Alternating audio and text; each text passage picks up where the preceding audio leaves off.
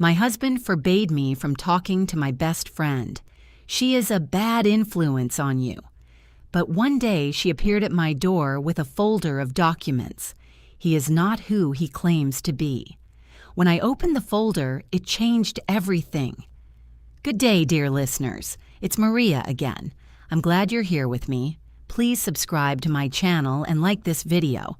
And also, let me know in the comments which city you're listening from. That way I can see how far my story has traveled.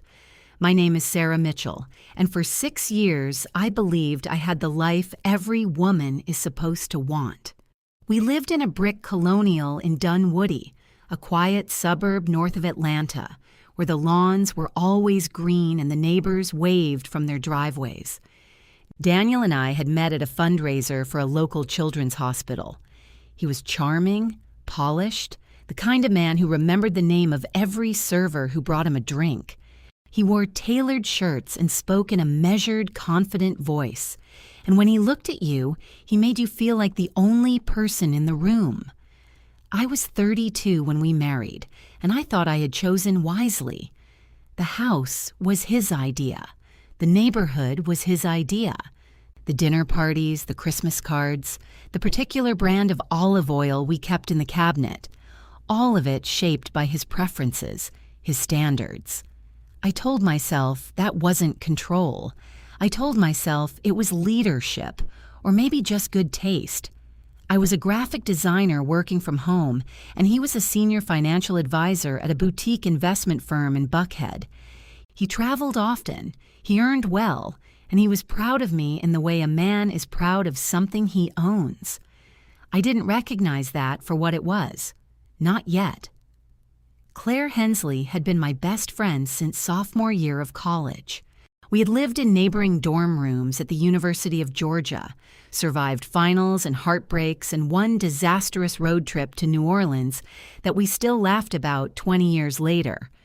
She was loud where I was quiet, direct where I was diplomatic, and she had a way of saying uncomfortable truths that sometimes made me flinch. Daniel never liked her. From the very beginning, he found reasons to skip dinners when she was coming, reasons to leave early when she stopped by. He called her overwhelming and negative. He said she was the kind of friend who didn't want to see you succeed. I didn't agree, but I didn't argue. The arguments came later, after the wedding, after the mortgage, after I had already rearranged my life around his. The first time he told me not to see her, we were standing in the kitchen, and I had just gotten off the phone with her, laughing about something trivial. He set down his coffee cup and said in that measured tone of his, "I need you to think carefully about who you spend your energy on."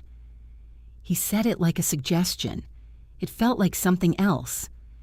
Looking back now, I can trace the pattern with terrible clarity. Each time I mentioned Claire, something shifted in his face, a tightening around the jaw, a coolness in his eyes. He began making comments. She was immature. She was jealous of what we had. She had boundary issues. He never raised his voice.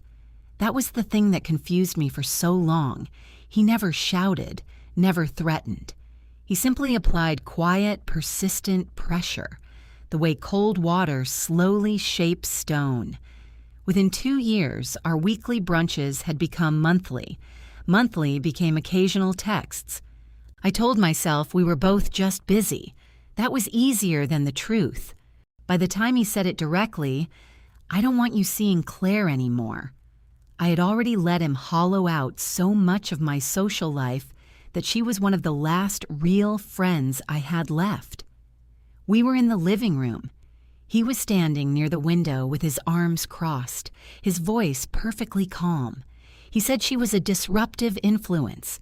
He said every time I spent time with her, I came home restless and dissatisfied. He said he was saying this because he loved me. I sat there, and I felt something thin and sharp slide into my chest. Not anger, not yet. Something quieter. Doubt. Not of him, of myself. He was so certain. He always sounded so certain. and I had spent so many years deferring to that certainty that I had lost the ability to trust my own instincts. I told Claire we needed space. I didn't explain why. I could barely explain it to myself. 4 months passed. I moved through them the way you move through fog, present but not quite there. I worked. I cooked. I attended his firm's quarterly dinner and smiled at the right moments. I told myself I was fine. Then one Thursday morning in October, I heard a knock at the front door. Daniel was at work. I opened the door and found Claire standing on my porch in a gray jacket, her hair pulled back, her expression unreadable. She was holding a manila folder, thick, tabbed, its edges slightly worn as if it had been handled many times. "I need you to look at something," she said. Her voice was steady, but her eyes were not. "Claire, please." She held the folder out toward me. "Before you close the door, before you say anything, just look." And something in me, the last intact part of me that still remembered who I used to be, stepped aside and let her in. I set the folder on the kitchen table and didn't open it right away. Claire sat across from me. She didn't push. She had driven 40 minutes from her apartment in Midtown, and she was sitting in the kitchen she had not been allowed inside for 4 months, and she was waiting. The morning light came through the window over the sink and landed on the table between us, and for a long moment, neither of us spoke. "Where did you get this?" I asked. "It took me a while," she said. "I started looking about 3 months ago, after you told me we needed space." She paused. "I knew that wasn't you talking." I looked at the folder. My hands felt strange, distant, like they belonged to someone else. Could this be nothing? Could this be Claire projecting, seeing what she wanted to see because she had always disliked Daniel? Those were the thoughts Daniel had installed in me so carefully, and they rose up automatically, like a trained reflex. But Claire's face was not the face of someone with an agenda. It was the face of someone who had been frightened for a long time and had finally decided to do something about it. I opened the folder. The first page was a printout from a Florida state court database, a civil judgment from 2014. The name listed was Daniel Allen Mercer, not Mitchell, Mercer. The case involved breach of fiduciary duty, a financial advisor who had moved client funds into accounts he controlled. The judgment had gone against him. There was a settlement amount partially redacted but large enough that the number made me sit back in my chair. "Keep going," Claire said quietly. The second page was a background report, the kind you could get through a licensed private investigator, which I would later learn was exactly how she had obtained it.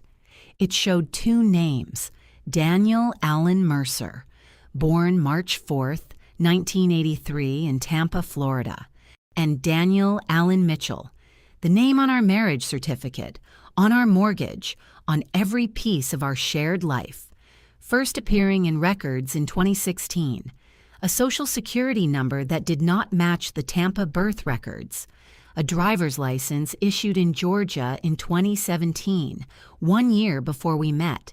The third page was a photograph, Daniel at a courthouse in Hillsborough County. Younger, his hair different but unmistakably him. Next to him stood a woman in a blue dress. The caption, handwritten on a sticky note attached to the photo, read, "First wife, divorced 2015. She didn't know about the name change either. I don't know how long I sat there. At some point, I became aware that I was gripping the edge of the table and that Claire had moved her chair around and was sitting next to me, not touching me, just present, the way she had always been present in the moments that mattered. "There's more," she said, "but you don't have to look at all of it right now." "Is he dangerous?" My voice was level. I was surprised. "I don't know," she said honestly. He's never been charged with anything violent. But Sarah, he's been living under a false identity for 8 years. He married you under a false name. Your marriage license, your joint accounts, your mortgage, everything is built on documentation that may not be legally valid. The word hit me like cold water. Valid. My marriage might not be legally valid. My name, the name I'd been signing on contracts and Christmas cards and birthday notes to my mother, might be built on a lie. I closed the folder. I sat very still, and I did something I had not allowed myself to do in years. I counted.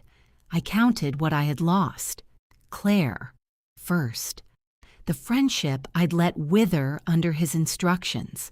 My college roommate Deborah, who had asked too many inconvenient questions at our wedding dinner, and whom Daniel had called intrusive. My cousin Rachel, with whom I had once been close, who had stopped calling after Daniel made a pointed comment about her lifestyle at Thanksgiving 3 years ago. My freelance clients, whom I had quietly let go when Daniel suggested I was taking on too much stress, reducing my income, my independence, my options. I had a joint checking account and a credit card that reported to both our names. My own savings account, which I had before the marriage, held $4,200. That was what I had that was entirely mine. It wasn't nothing, but it wasn't much. And then, sitting in my kitchen on an October morning with a folder of evidence in front of me and my best friend beside me, something shifted. Not dramatically. Not the way they show it in movies with swelling music and a sudden transformation. It was quieter than that.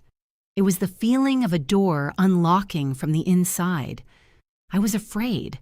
I need to be honest about that. I was deeply physically afraid. I didn't know what he would do if he found out I knew.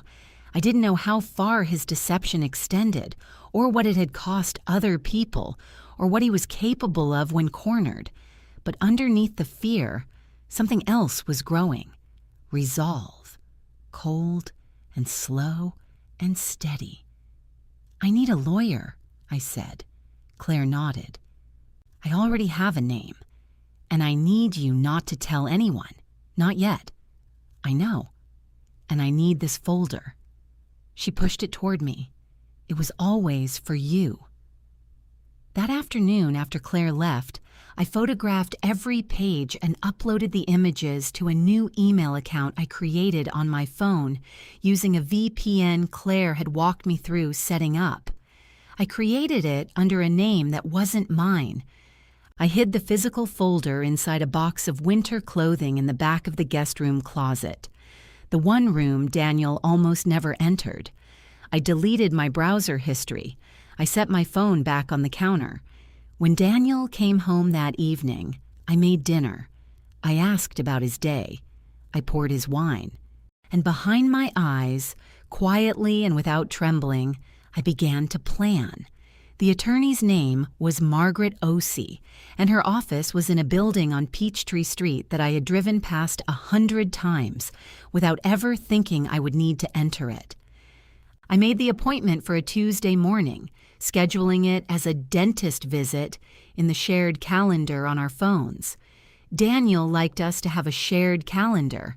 He said it built transparency. The irony of that word now made something twist in my stomach. I drove downtown alone with the folder on the passenger seat, watching the traffic move around me, telling myself to breathe evenly and think clearly. The sky was white and flat. Atlanta, in late October. Margaret Osei was in her mid-50s, with close-cut natural hair and glasses on a beaded chain. Her office was organized with the kind of precision that suggested she had no patience for disorder.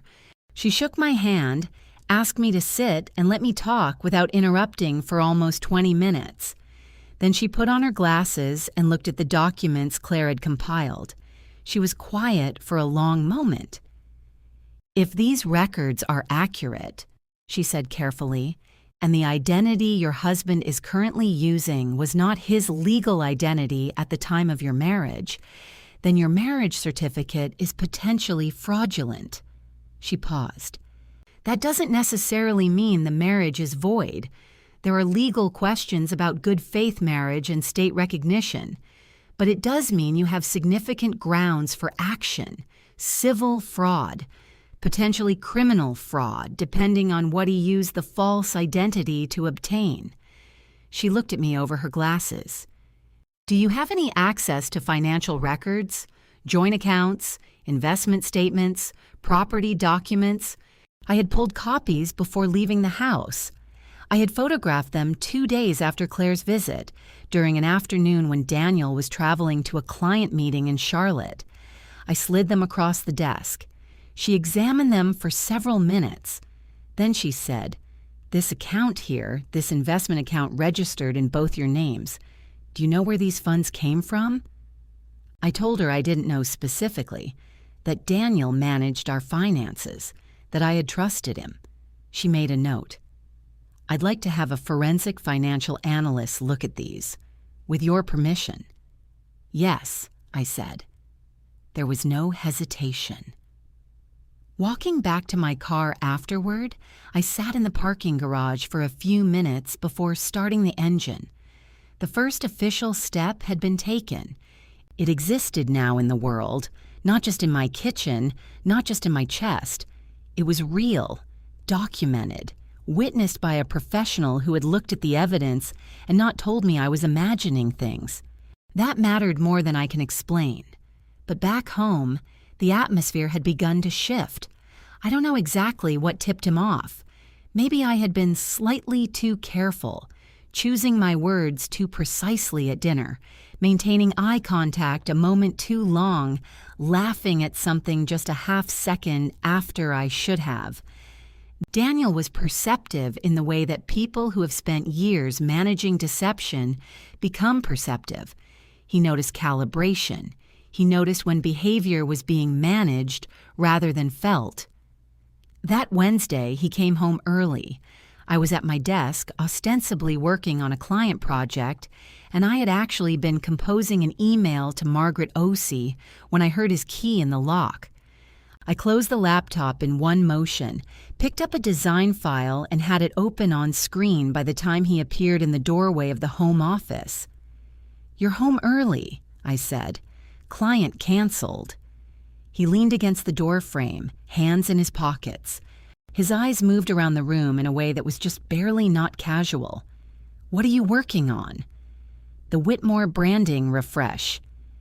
I turned the screen slightly toward him. It was genuine. The file was real. The project existed.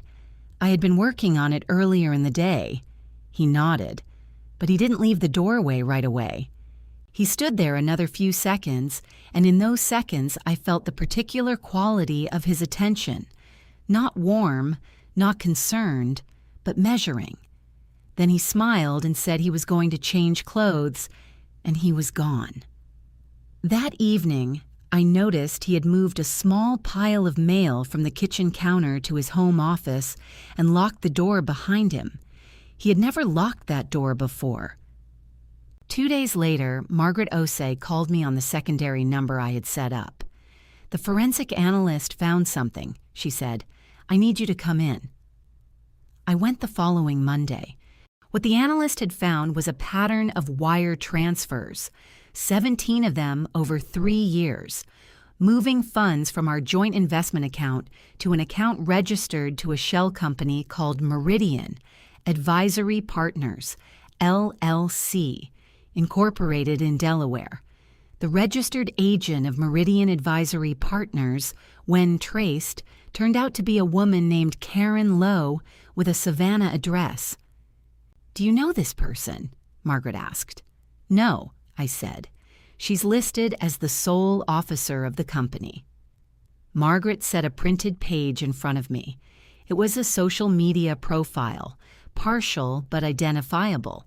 A woman in her early 40s, dark hair, professional headshot, and in the corner of one photograph at what appeared to be a restaurant, in the background, Daniel. Not looking at the camera, but unmistakably him. The money had not gone into a savings account or a business venture.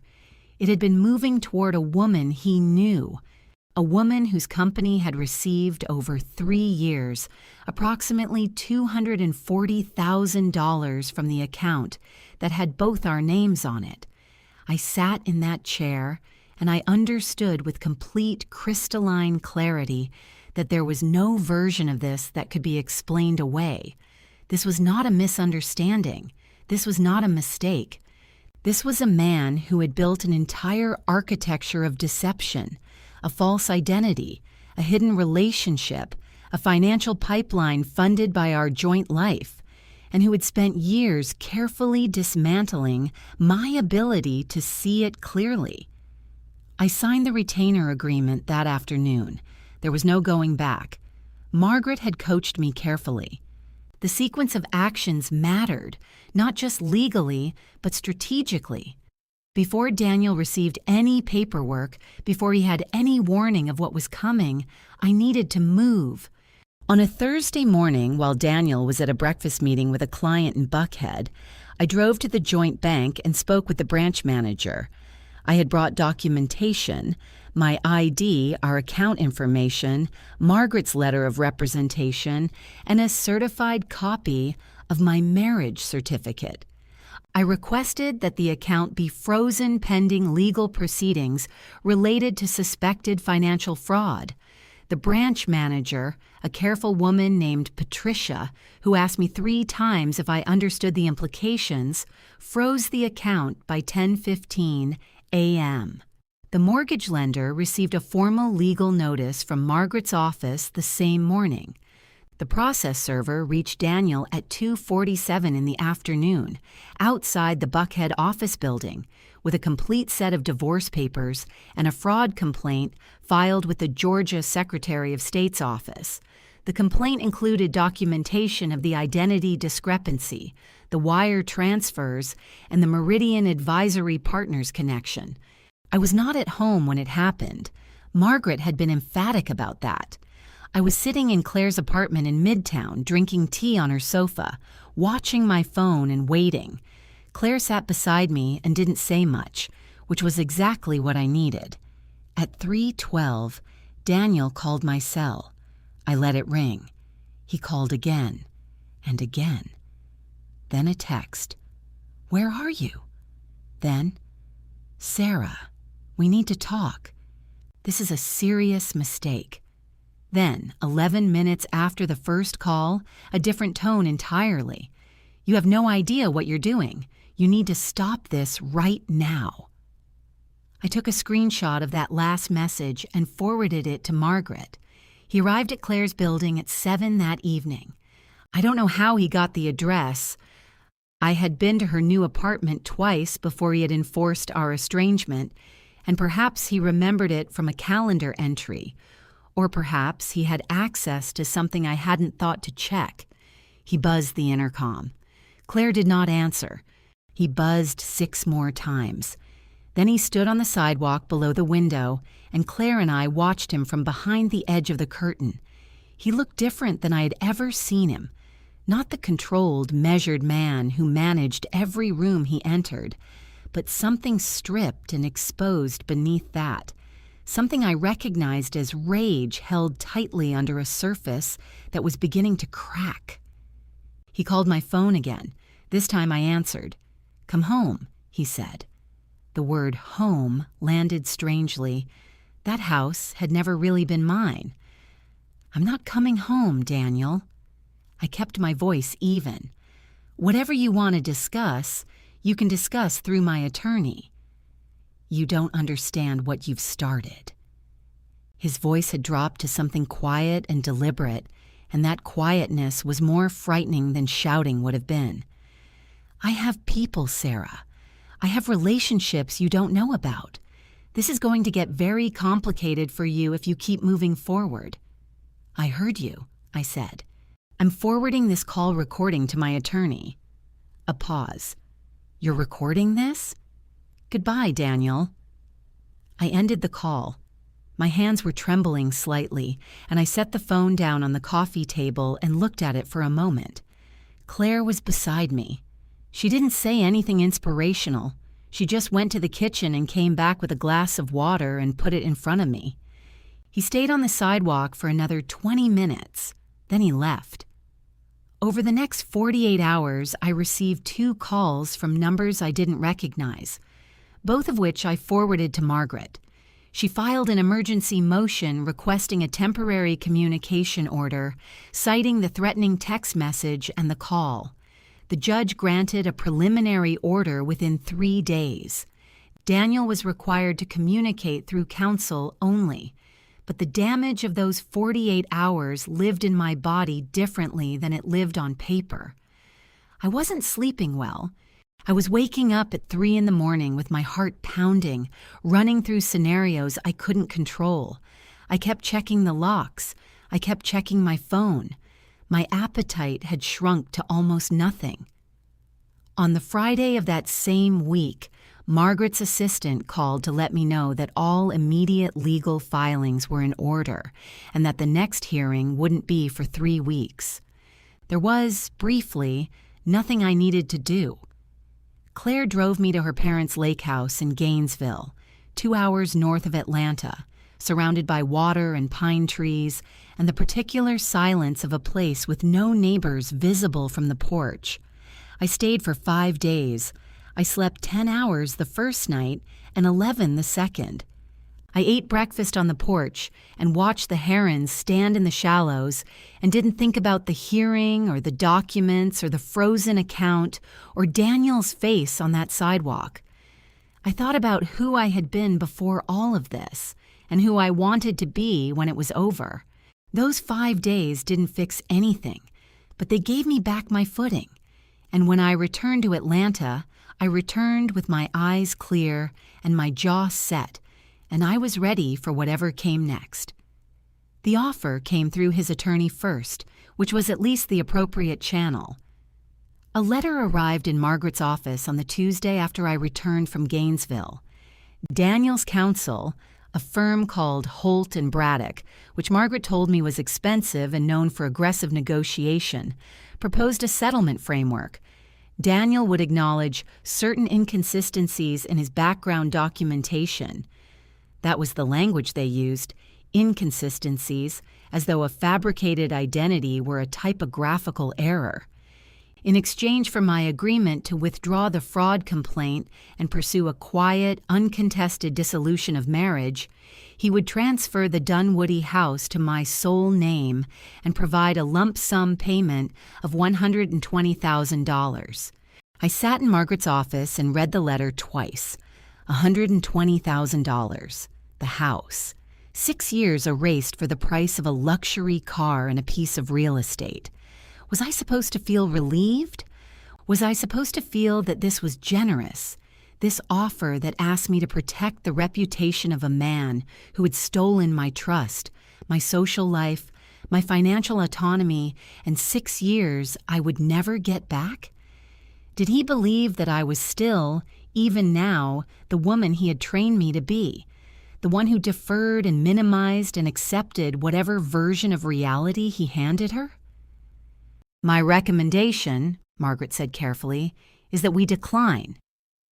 We decline, I said. Margaret allowed herself the smallest possible smile. I'll draft the response. The second approach was more personal.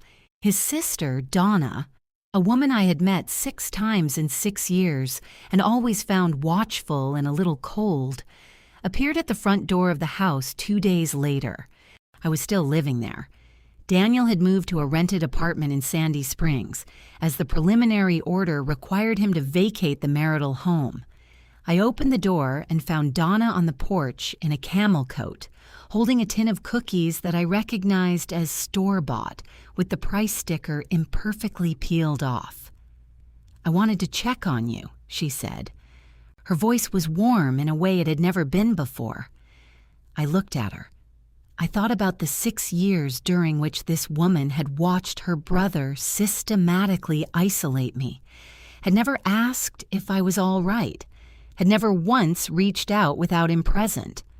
I thought about the tin of cookies. I'm fine, I said. Thank you for coming, Donna. Sarah, I think if the two of you just talked. Everything needs to go through my attorney. I said it gently, without heat. I know that might seem frustrating, but that's where we are. She looked at me for a moment. There was a flicker of something behind her composed expression. Recalculation, perhaps, or surprise. I had the impression she had expected to find me softer, more uncertain. He's not a bad person, she said. I'm sure you believe that, I said. Take care of yourself, Donna. I closed the door. I stood in the hallway afterward and breathed carefully. The cold calm I had found on Claire's lake porch had not evaporated. It was still there, not the absence of feeling, but something more like weather-resistant feeling. I was afraid still. I was sad still. 6 years of a life I had believed in, dissolving. That was not nothing. But the fear and the grief were no longer driving the car. I began, deliberately and methodically, to rebuild what had been taken from me. I texted Deborah, my college roommate who had been quietly edged out of my life after the wedding dinner. I wrote, I know it's been a long time, and I owe you an explanation and also an apology. She called me back within the hour, and we talked for 90 minutes, and she was exactly who she had always been, warm and funny and a little sharp, the kind of friend who doesn't let you disappear without noticing. I called my cousin Rachel. I wrote a long email to a woman named Priya, whom I had met at a design conference 4 years ago, and whom Daniel had somehow managed to make me feel guilty for spending time with. I reached out to a therapist my doctor had recommended, a woman named Dr. Sandra Ferris, who specialized in relational trauma and who had an opening on Thursday afternoons. None of these conversations were easy. Some of them required me to say things I hadn't said out loud before, that I had been in a relationship that controlled my access to other people, that I had allowed it to happen, that I was not entirely sure how or when I had stopped recognizing it. Saying those things felt like setting down something very heavy that I had been carrying for a very long time. Meanwhile, Daniel and his team went quiet. There were no more calls, no more surprise visits, no letters to my door. Margaret told me that Holt and Braddock had responded to our refusal of the settlement with a brief, formal acknowledgement. The silence felt strategic. He was watching, she said, waiting to see if I would destabilize on my own. I had no intention of doing that. On a Sunday afternoon in November, I sat in Claire's kitchen with Deborah and Priya and Rachel, 4 women around a table drinking coffee and eating the pasta Deborah had made from scratch, and I felt something I hadn't felt in years. Present, solid, mine. Outside, somewhere, Daniel was watching and waiting, but in that kitchen, he had no power at all. The hearing was set for December 12th, and as it approached, the silence broke. It started with an email from Holt and Braddock, not a legal filing, but a personal letter from the senior partner, a man named Richard Holt, addressed to me directly rather than to Margaret, which was itself a procedural impropriety that Margaret noted with visible irritation. The letter expressed, in measured and almost paternal language, that his client was deeply concerned for Sarah's well-being, and that the current legal trajectory would ultimately harm me more than Daniel. It suggested that I was being influenced by outside parties. Claire's name was not mentioned, but the implication was unmistakable, and that a private mediation session, without attorneys present, might be a more humane path forward. I forwarded it to Margaret, who filed a formal objection with the court about the ex parte communication. Then, on a Thursday evening, Daniel himself appeared. He knocked. He did not buzz or linger outside. He simply knocked on the front door of what was technically still both our house, and because the preliminary order did not prohibit him from the property at that specific hour, and the full restraining order was still pending, there was nothing I was required to do but stand behind the door and decide. I opened it. He looked different than he had on Claire's sidewalk. He had recovered his composure completely. Freshly pressed suit, careful posture, that particular expression of concerned calm that I had once found so reassuring, and now read with entirely different eyes. He was holding nothing. No folder, no paper, no prop. Just himself, which had always been enough before. "I just want to talk," he said. "No attorneys, no recordings, just us." "You were told to communicate through counsel," I said. "I know, and I know how that looks." He lowered his voice. "Sarah, I know I've made mistakes, real ones. I'm not here to pretend otherwise." He paused, precisely long enough. "But some of what you've been told, some of what's in those documents, there's context you don't have. The name change was for protection, not fraud. There are things from my past that I was protecting both of us from. It was well done, I'll give him that. It had the shape of honesty, admission of fault, the suggestion of complexity, the appeal to my history of believing him. 6 years ago, it would have worked. It would have worked 18 months ago. It might have worked 6 months ago." I looked at him and felt nothing shift. "Donna mentioned you needed protection," I said. "Richard Holt said I was being influenced by outside parties, and now you're here telling me there's context I'm missing." I let that sit for a moment. "You're all saying the same thing in different registers." Something moved across his face, too fast to name, but real. Not the calculated warmth he'd arrived with, something harder and colder underneath. "You're making a mistake," he said. The warmth was gone. "You already said that. What you're doing, the fraud complaint, the forensic analysis, do you understand what that opens up for both of us? You have money in that joint account too. You want investigators going line by line through everything we built?" He stepped slightly closer. Not enough to be threatening on paper, enough to be felt. "You want to explain to a judge where your business income came from the year before we married, when you had 3 clients and were barely paying rent and suddenly bought a new car?" I stared at him. "That was a gift from my parents," I said. "Prove it," he said, quietly, pleasantly. "These things get complicated very quickly, Sarah. I'm offering you an exit that protects you, too." So that was it. That was the real shape of the visit. Not reconciliation, not context. Threat wrapped in the language of concern, same as it had always been. I simply hadn't had eyes trained to see it before. "Get off this property," I said. "I'm calling my attorney right now, and if you're still on the porch when she calls back, I'm calling the police." He held my gaze for 3 full seconds.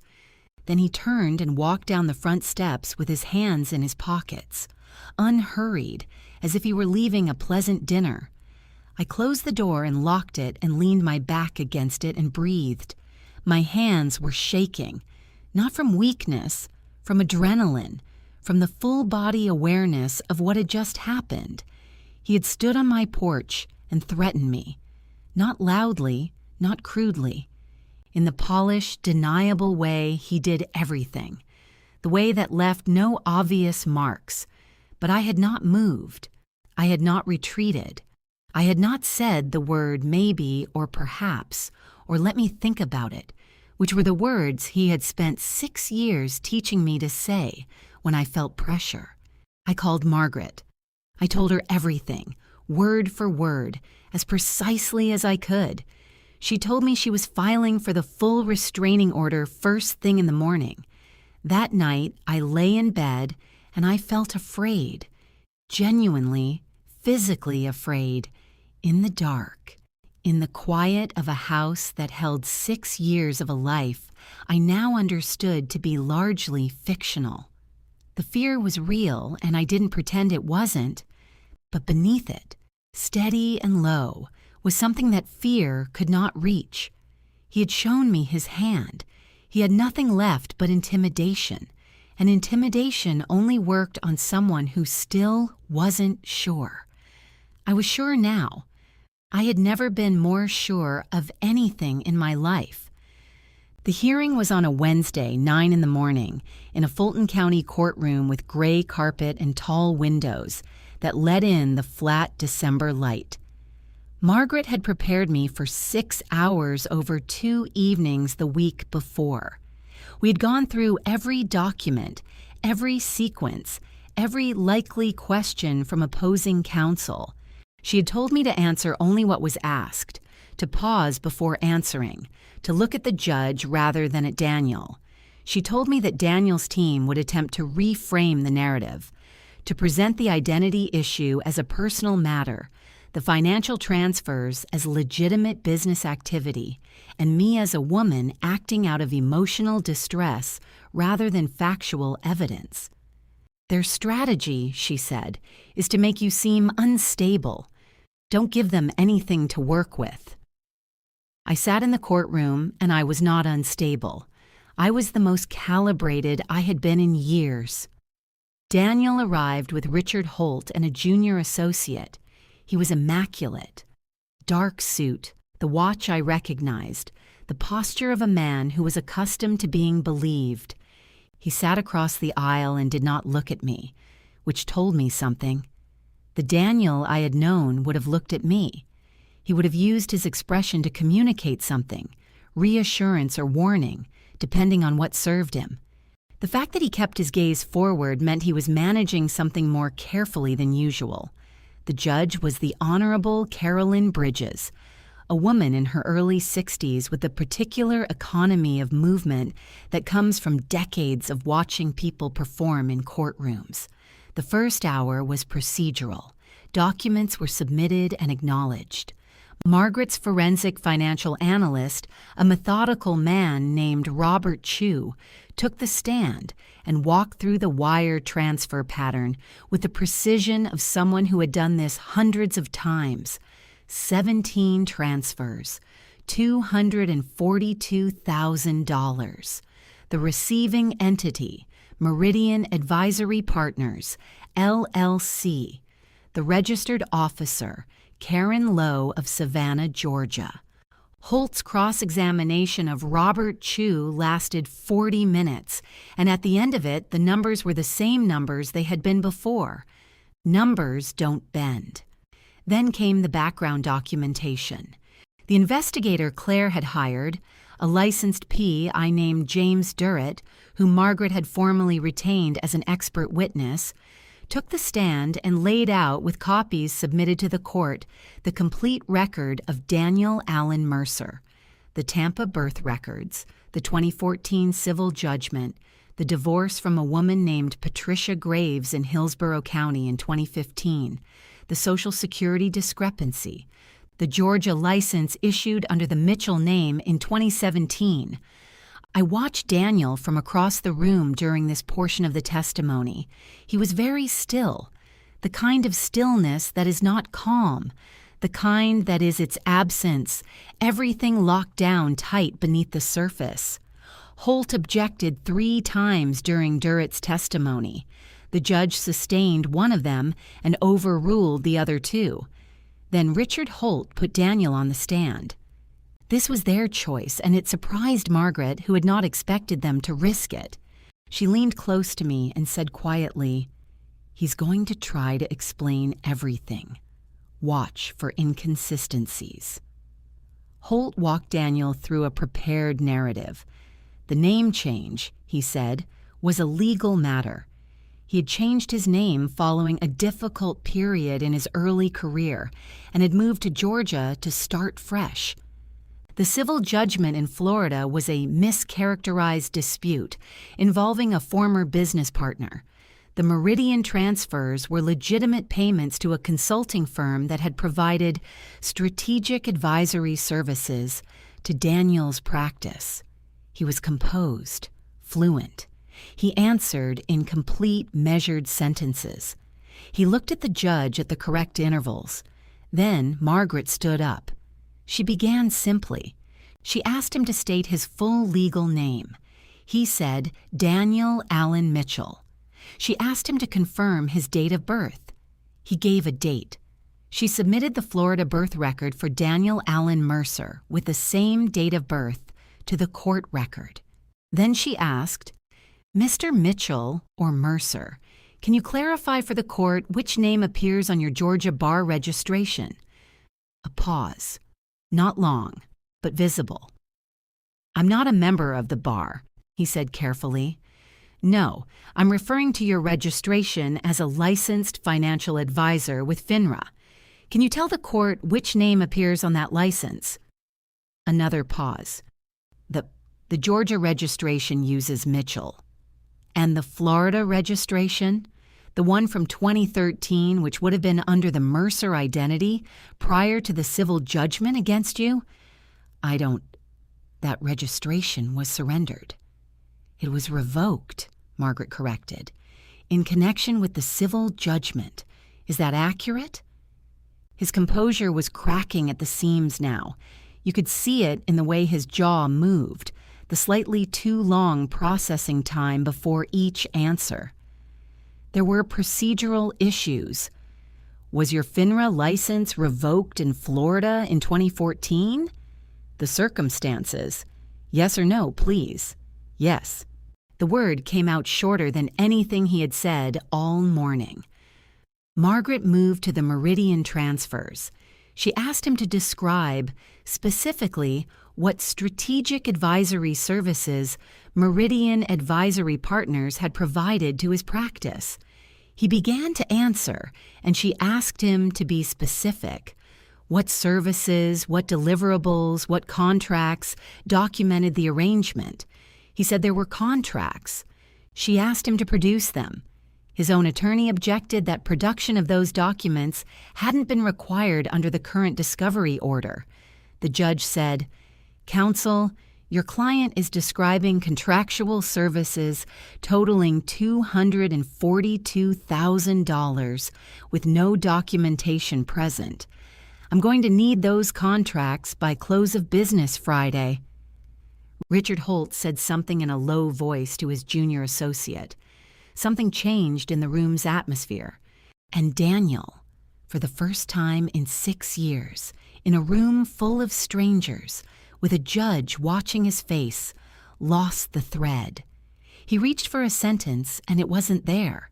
He started one answer, abandoned it, started another. His hand on the witness stand railing tightened visibly. "Mr. Mitchell," Judge Bridges said. Her voice was even. "I'd encourage you to answer carefully." He looked for just a moment like what he was, a man whose story no longer fit together, a man who had rehearsed a role so many times that he had forgotten how to speak without it. And now the role was being systematically dismantled, page by page, in a room he could not manage. I looked at him from across that courtroom and felt not triumph, not yet. I felt something quieter, the recognition of a truth that had been present all along, finally visible in full light.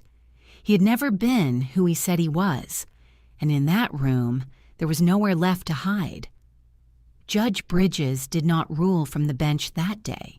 She continued the hearing and set a follow-up date 2 weeks out, pending the production of the Meridian contracts and a supplemental response from Daniel's counsel. The contracts never came. What came instead on the Friday deadline was a letter from Holt and Braddock informing the court that they were withdrawing from representation of Daniel Allen Mercer, the name they were now required by their professional obligations to use. The reason stated was irreconcilable differences regarding strategy and disclosure.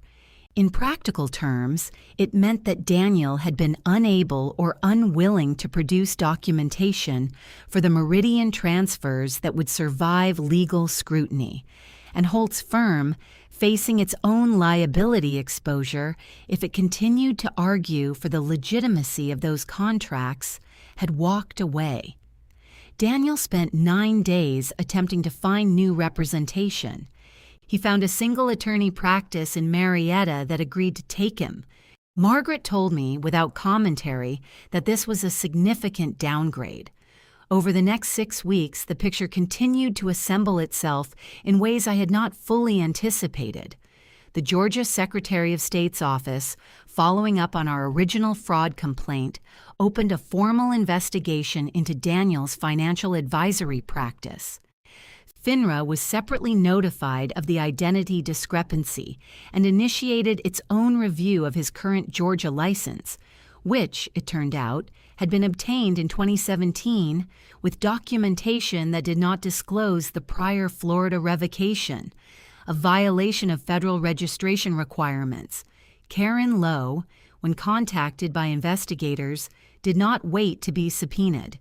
She retained her own attorney and provided a statement within 2 weeks.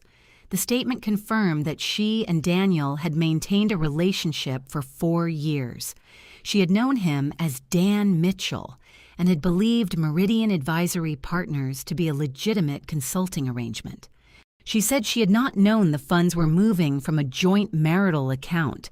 She provided all documentation she had received: emails, wire confirmations, 2 written agreements on his firm's letterhead that bore no signatures from any real third party. Her cooperation effectively ended any remaining plausibility of Daniel's consulting arrangement defense.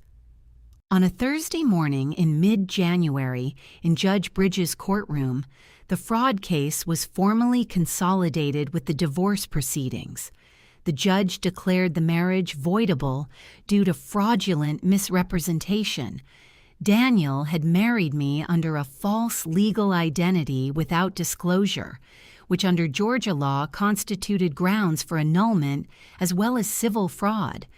She did not grant an annulment because Margaret had argued persuasively that annulment would erase certain legal protections I was entitled to as a spouse who had been defrauded. Instead, the judge granted a divorce on grounds of fraud, which preserved my rights to marital asset division. The division was not gentle to Daniel. The Dunwoody house was awarded to me in full. The joint investment account, what remained of it after the Meridian transfers, was awarded to me in full, on the grounds that the transfers themselves were fraudulent withdrawals. The court ordered Daniel to repay $242,000 to me personally, as the defrauded party, through a structured judgment that would follow him regardless of where he moved or what name he attempted to use. His Georgia financial advisor license was suspended pending the federal investigation. Without it, he could not practice. He was not criminally charged at that stage. The criminal referral from the state investigation was still moving through its process, but Margaret told me that the civil judgment, the identity fraud documentation, and the FINRA cooperation would all be available to any future criminal proceeding. I stood outside the courthouse on a January afternoon with thin winter sunlight on the stone steps and Margaret beside me, and she said, "You should feel good about this." "I do," I said. And I did. But it was a complicated kind of good. Not the clean exhilaration I might have imagined years ago when I was still naive enough to think that justice came quickly and completely. This was quieter, heavier and lighter at once. The weight of 6 years dropping away and the surprising hollow it left behind. Daniel left the courthouse that afternoon without speaking to anyone. His new attorney filed a notice of appeal within 10 days, which Margaret described as routine and unlikely to succeed given the strength of the record. The appeal was denied 4 months later. He had come into my life carrying a name that wasn't his, and he had left it carrying a judgment that was. Claire was waiting for me in the parking lot of a diner 2 blocks from the courthouse, the same diner where, 30 years ago roughly, we'd eaten breakfast before every college exam we'd ever taken.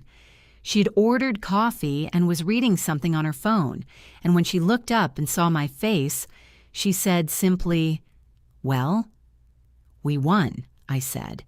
She didn't say I told you so. She just slid a mug across the table and said, "Sit down. I'll get you eggs." And I sat, and she did. I moved out of the Dunwoody house in March, not because I was forced to. The house was mine now, fully and legally, but because I had walked its rooms for months and felt the weight of every carefully managed evening, every friend I had let drift away while standing in those halls. It was a monument to someone else's vision of my life. I didn't want to live inside it anymore. I sold it in April and used the proceeds as a down payment on a condominium in Inman Park, a neighborhood I had loved before Daniel had steered us toward the suburbs. Coffee shops, parks, neighbors who waved without performing it. It felt like inhabiting a version of myself that had always existed but hadn't had room. The design work came back slowly and then all at once. Rebuilding my client base required months of unglamorous effort. Cold emails, portfolio updates, a redesigned website that Claire helped me launch with a bottle of wine. By fall, I had more work than I could handle alone and hired a contractor named Alicia, who had a good eye and asked excellent questions. Dr. Sandra Ferris, my therapist, became one of the most important presences in my life that year. We worked through the longer pattern beneath the Daniel story. The deferring, the diminishing, the habit of trusting other people's certainty over my own. That work changed me in ways I am still noticing. Claire and I had brunch every Sunday. Deborah flew down from New York in June. Rachel came in September with her husband and their baby, and I held her in my kitchen while the pasta cooked and felt, for the first time in a long time, entirely in the right place. Daniel's investigation was referred to the U.S. Attorney's Office for wire fraud and identity fraud charges. His FINRA license was permanently revoked. He could no longer work as a financial advisor under either name. Karen Lowe was not charged. Her cooperation had protected her. She closed Meridian and returned to real estate. I hold no particular feeling toward her. She was deceived, too, though differently. I was 38 years old with a condo I loved, a growing practice, and friends who showed up and kept showing up. I had learned that isolation is not a side effect of a controlling relationship. It is the method, and recovering from it isn't about anger. It is about finding yourself again, piece by piece, in a life that actually belongs to you. On a Saturday morning in October, almost 2 years after Claire had stood on my porch with that folder, I sat at my kitchen table with coffee and sunlight through the east window and noticed, without drama, that I was happy. Not performed happiness, just happy. The ordinary, sufficient kind.